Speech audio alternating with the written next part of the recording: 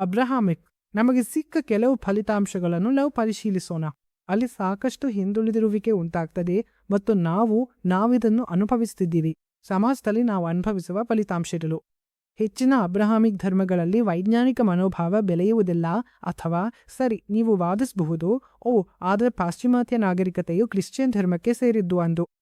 ವಾಸ್ತವವಾಗಿ ಅದು ಕ್ರಿಶ್ಚಿಯನ್ ಅಲ್ಲ. ವಾಸ್ತವವಾಗಿ ಅದು ಕ್ರಿಶ್ಚಿಯನ್ ಧರ್ಮದ ಹಾದಿಯಿಂದ ವಿಮುಖವಾಗಿ ಜ್ಞಾನೋದಯ ಚಳುವಳಿಯತ್ತ ಹೊರಡಿತು.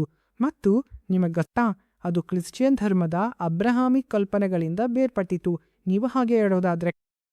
ಆದರೆ ಇಸ್ಲಾಮಿಕ್ ಸಮಾಜಗಳು, ಪ್ರೊಫೆಸರ್ ಎಡ್ವರ್ಡ್ ಡಟ್ಟನ್ ಎಂಬವರಿದ್ದಾರೆ, ಅವರು ವಾಸ್ತವವಾಗಿ ಪ್ರಪಂಚದಾದ್ಯಂತದ ಎಲ್ಲ ಇಸ್ಲಾಮಿಕ್ ಸಮಾಜಗಳಲ್ಲಿ ಸಂಶೋಧನೆ ನಡೆಸಿದ್ದಾರೆ. ಇದರಲ್ಲಿ ಮುಸ್ಲಿಮೇತರ ಪ್ರಾಬಲ್ಯವಿರುವ ಸ್ಥಳಗಳು ಕೂಡ ಸೇರಿವೆ. ಆದರೆ ಅಲ್ಲಿ ದೊಡ್ಡ ವಿಭಾಗಗಳಿವೆ. ನಿಮಗೆ ಗೊತ್ತಲ್ಲ, ಭಾರತ ಮತ್ತು ಇತರ ಸ್ಥಳಗಳಂತೆ ಮುಸ್ಲಿಮರು ಮತ್ತು ಇತರ ಸಮುದಾಯಗಳ ನಡುವೆ IQನಲ್ಲಿ 20 ಅಂಕಗಳ ವ್ಯತ್ಯಾಸವಿದೆ. ಮತ್ತು ಇದು ಹೆಚ್ಚಾಗಿ ಪರಿಸರ ಸಂಬಂಧಿತ ಅಂಶಗಳಿಂದಾಗಿ, ಏಕೆಂದರೆ ನೀವು ಯಾವುದೇ ವೈಜ್ಞಾನಿಕ ಮನೋಭಾವವನ್ನು ಬೆಳೆಸಿಕೊಳ್ಳುವುದಿಲ್ಲ.